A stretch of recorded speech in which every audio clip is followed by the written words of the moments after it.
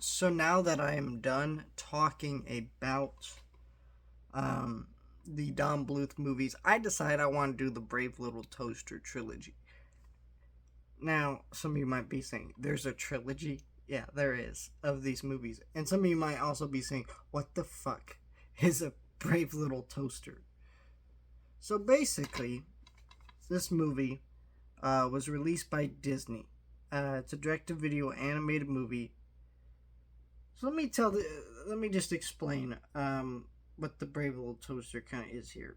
Um,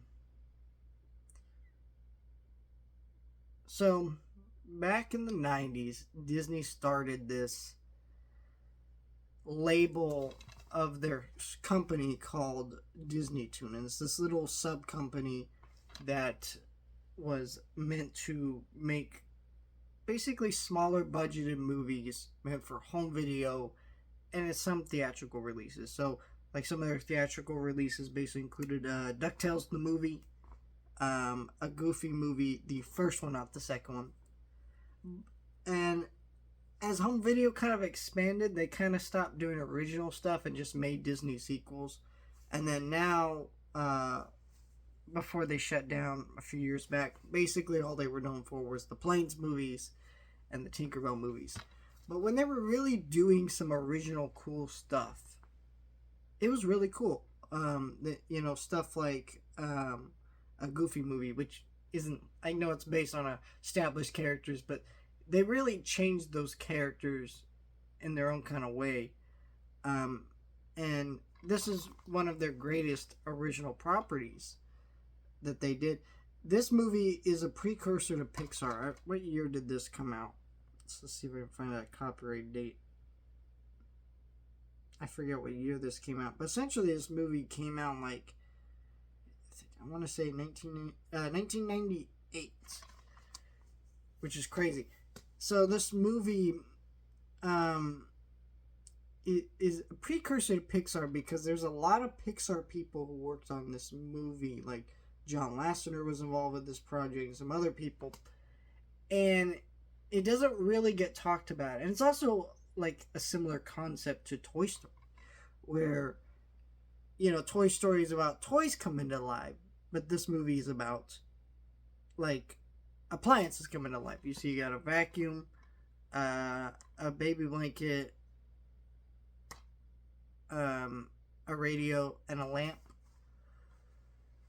and they go on a road trip to find their master who abandoned them at this summer home. And it's kind of a weird concept for a movie, but it's genuinely really great. I think what I really enjoy about this movie is, like I said, it is a precursor to modern Pixar movies.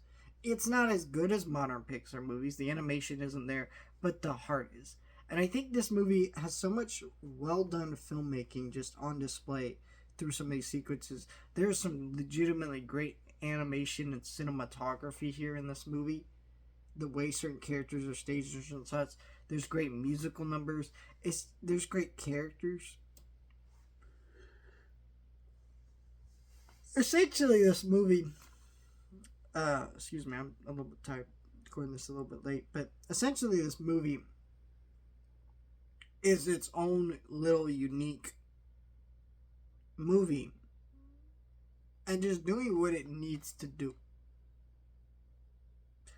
which is just be a really sweet, enjoyable movie but it also does so many unique and weirder things. Like everyone remembers the clown sequence, but I think the clown sequence is scary because how well shot and the cinematography and how well done that scene is, and it's just really good for an animated movie. This is a direct-to-video animated movie, and some of the stuff they're able to do with this movie is so creative and interesting. It is weirder, I think. Some people might have a hard time with that. I mean, because it kind of, I don't think it maybe holds up the best for younger generations, but at the same time, I still think it holds up because it's really good. Like, music, and just what they're able to do with it. It really feels like a Disney classic with a lower budget, which is kind of interesting. And yeah, I do think it is very weird though.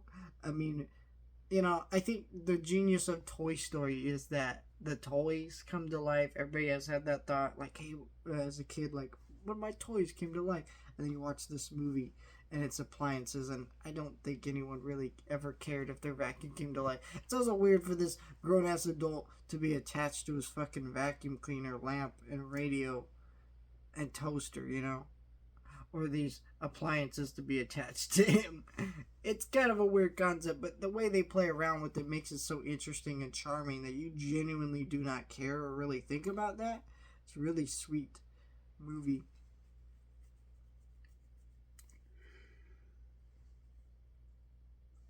And I think if you grew up on this movie and you remember it being odd or you were scared by it, I think it's worth a rewatch because it's so its own little thing that is so wonderfully bizarre. And I cannot wait to talk about the sequels because I've seen both the sequels once and I have no idea what the shit I'm going to think about them. But this one is a classic if you ask me.